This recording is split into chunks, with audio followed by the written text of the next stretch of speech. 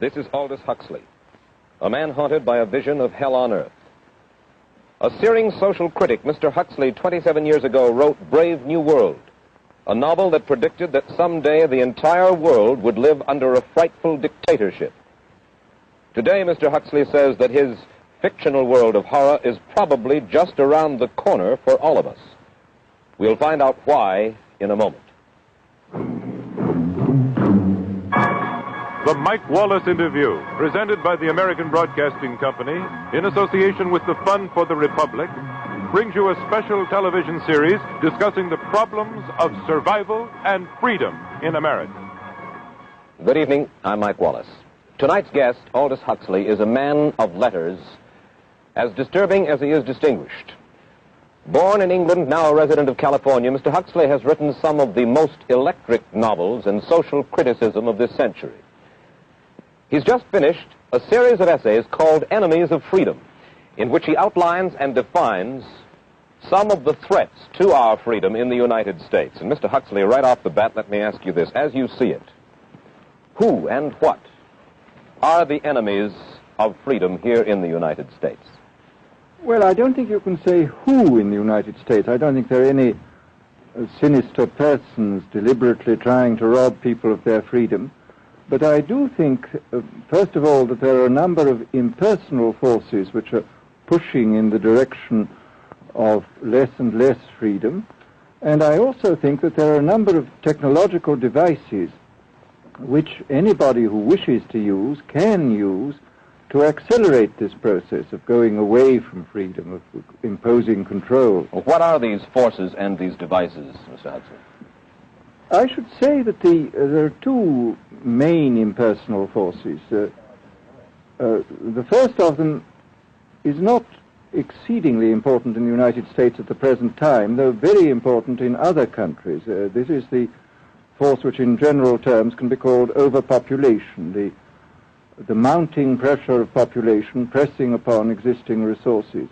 This, of course, is an extraordinary thing. Something is happening which has never happened in the world's history before. I mean, let's just take a simple fact that between the time of the birth of Christ and the landing of the Mayflower, the population of the Earth doubled. It rose from 250 million to probably 500 million. Today, the population of the Earth is rising at such a rate that it will double in half a century. Well, why should overpopulation work to diminish our freedoms?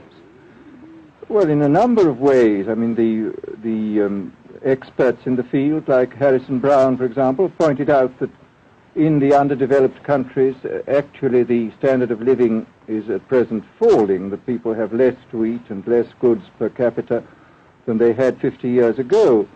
And as the position of these countries, the economic position, becomes more and more precarious, obviously the central government has to take over more and more responsibility for keeping the ship of state on an even keel. And then, of course, you're likely to get social unrest under such conditions, with again an intervention of the central government. So that I think one sees here a pattern which seems to be pushing very strongly towards a totalitarian regime. And unfortunately, as in all these underdeveloped countries, the only highly organized political party is the Communist Party, it looks rather as though they will be the heirs to this unfortunate process, that they will step into the position of power. Well, then, ironically enough, one of the greatest forces against communism in the world, the Catholic Church, according to your thesis, would seem to be pushing us directly into the hands of the communists because they are against birth control. Well, I think this strange paradox probably is true. There is it's an extraordinary situation, actually. I mean, one has to look at it, of course, from a biological point of view. The whole essence of biological life on Earth is a question of balance, and what we have done is to practice death control in a most intensive manner without balancing this with birth control at the other end. Consequently, the birth rates remain as high as they were, and death rates have fallen substantially. All right, then. So much for the time being, anyway, for overpopulation. Another force that is diminishing our freedoms.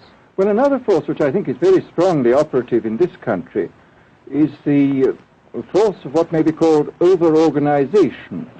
As technology becomes more and more complicated, it becomes necessary to have more and more elaborate organizations, more hierarchical organizations.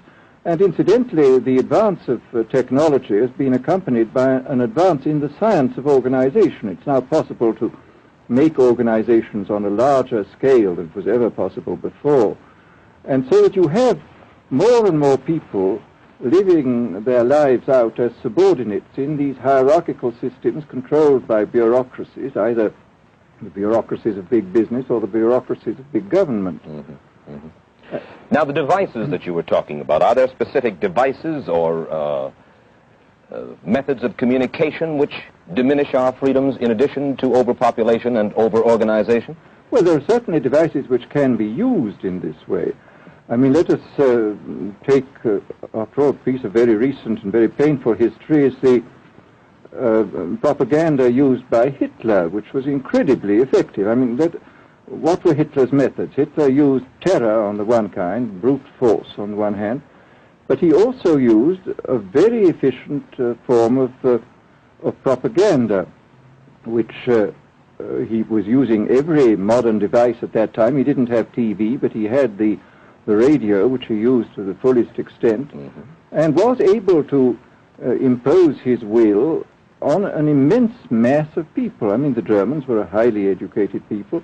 Well, we're aware of all this, but how do you equate Hitler's use of propaganda with the way that propaganda, if you will, is used, let us say, here in the United States? Are you suggesting that there is a parallel? Needless to say, it's not being used in this way now, but the point is, it seems to me, that there are methods at present available, methods superior in some respects to Hitler's methods, which could be used in a bad situation. I mean, what I feel very strongly is that we mustn't be caught by surprise by our own advancing technology. This has happened again and again in history.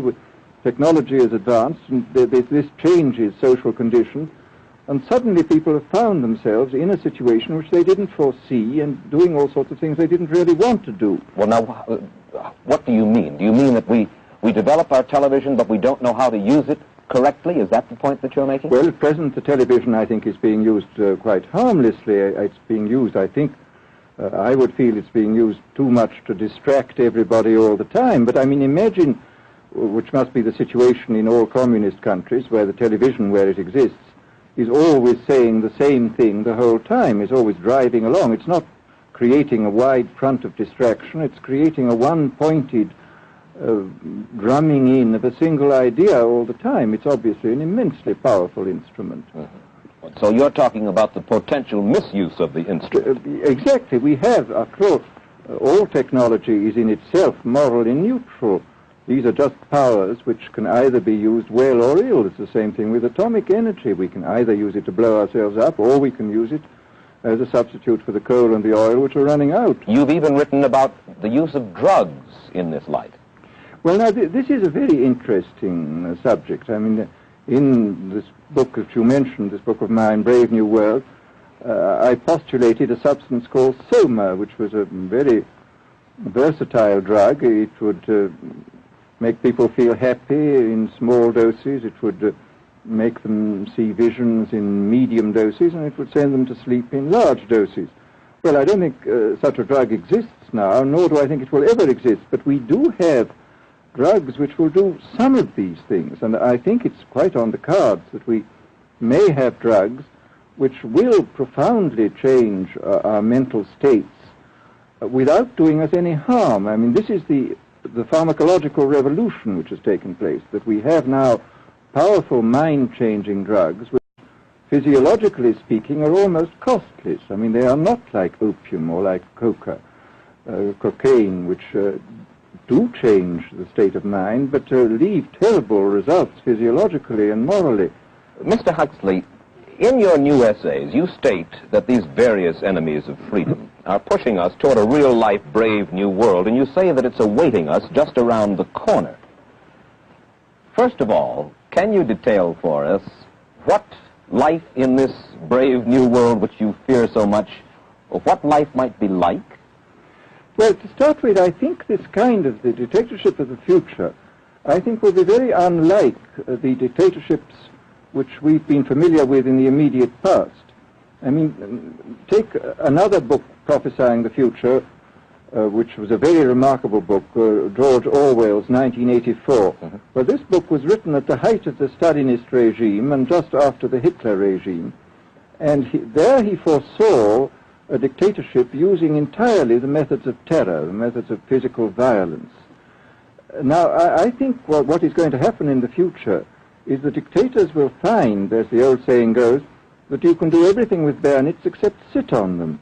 That if you want to preserve your power indefinitely, you have to get the consent of the ruled.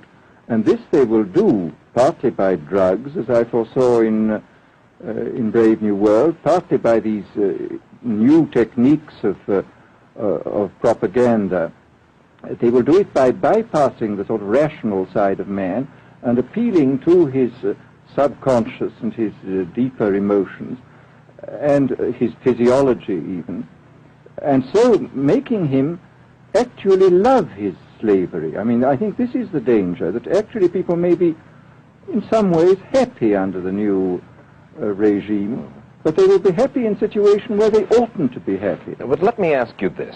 You're talking about a world that could take place within the confines of a totalitarian state. Let's become more immediate, more urgent about it. We believe, anyway, that we live in democracy here in the United States.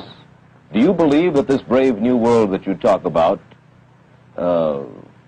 could, let's say in the next quarter century, the next century, could come here to our shores?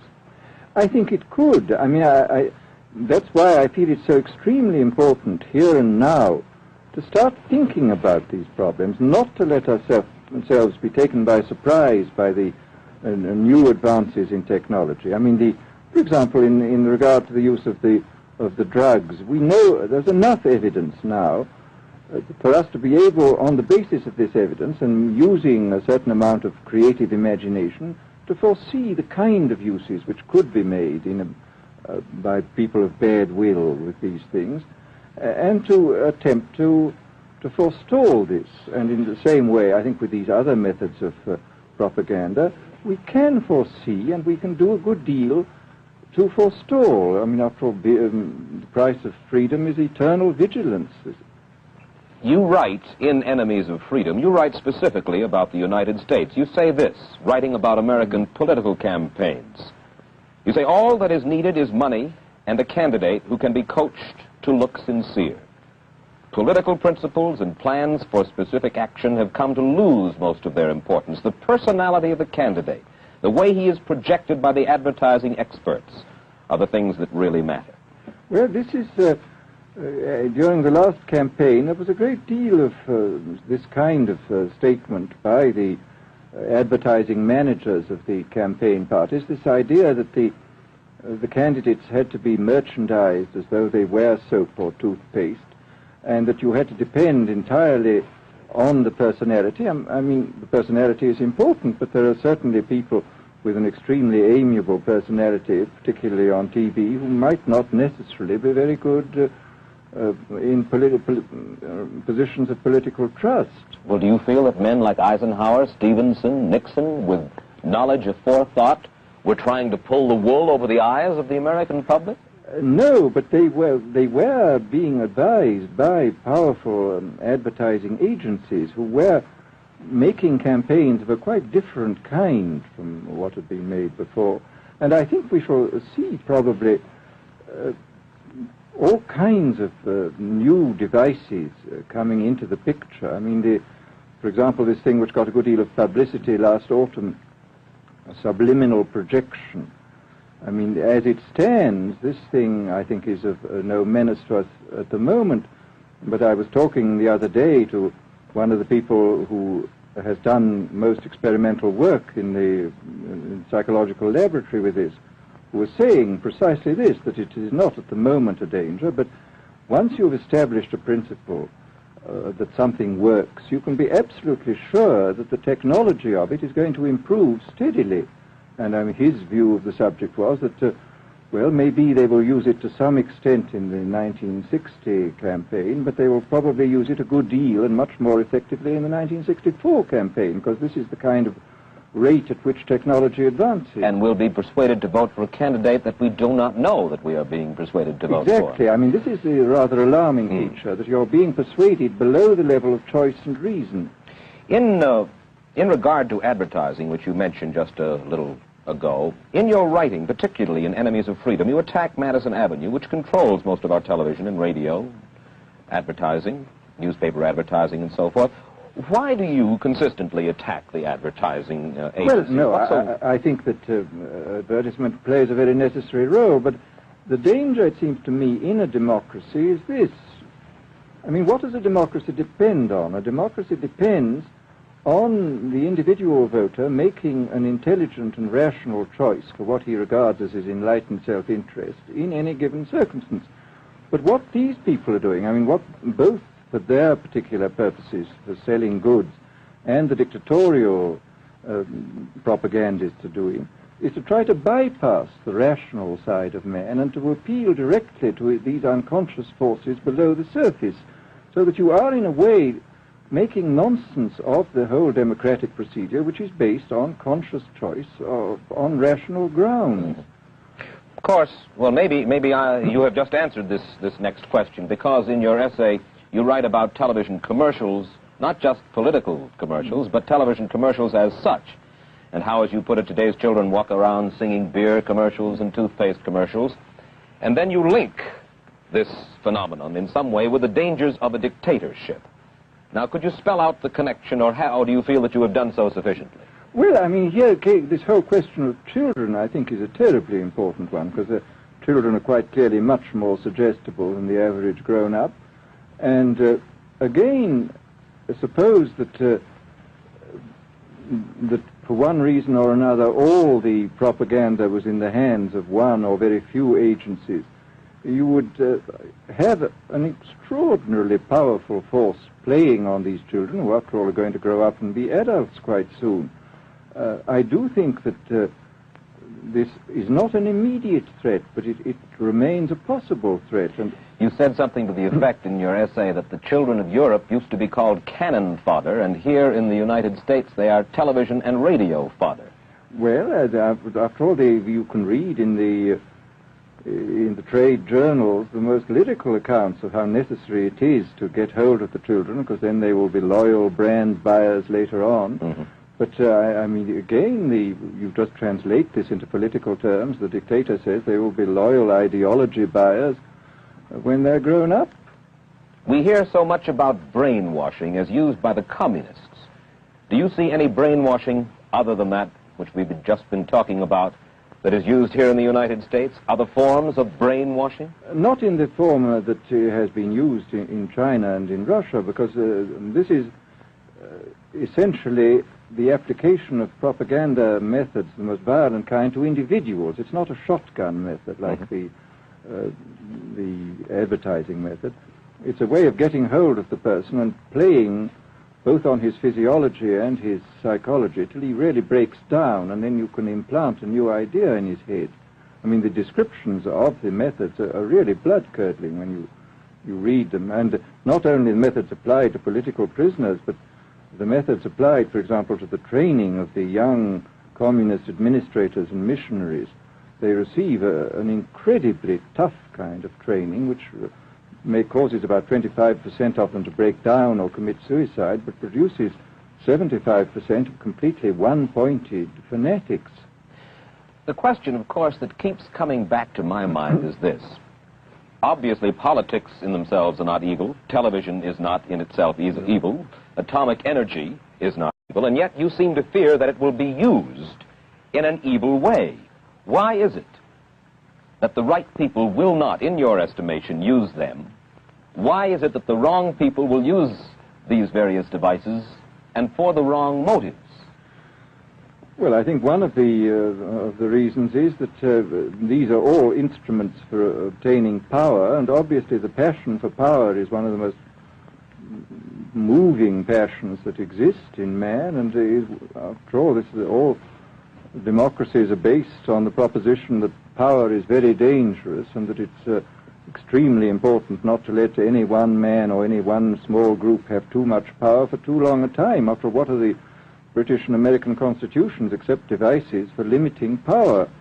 And all these new devices are extremely efficient instruments for the imposition of power by small groups over larger masses.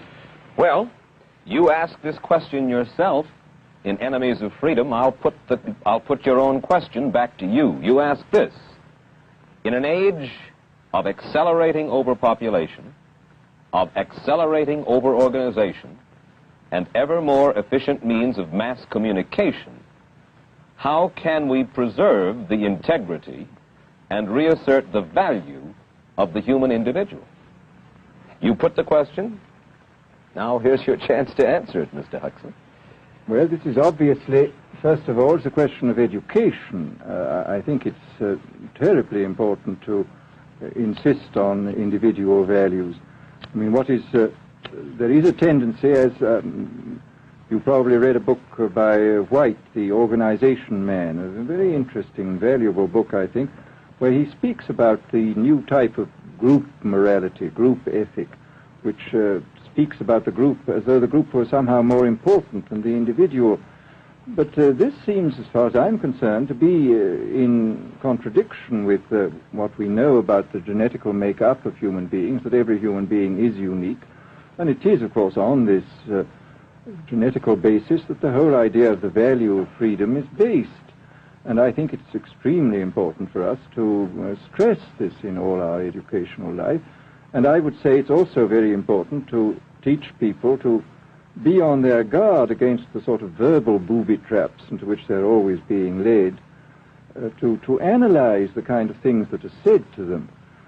Well, I think there is this whole educational side, and I think there are many more things that one could do to strengthen people and to make them more aware of what was being done. You're a prophet of decentralization.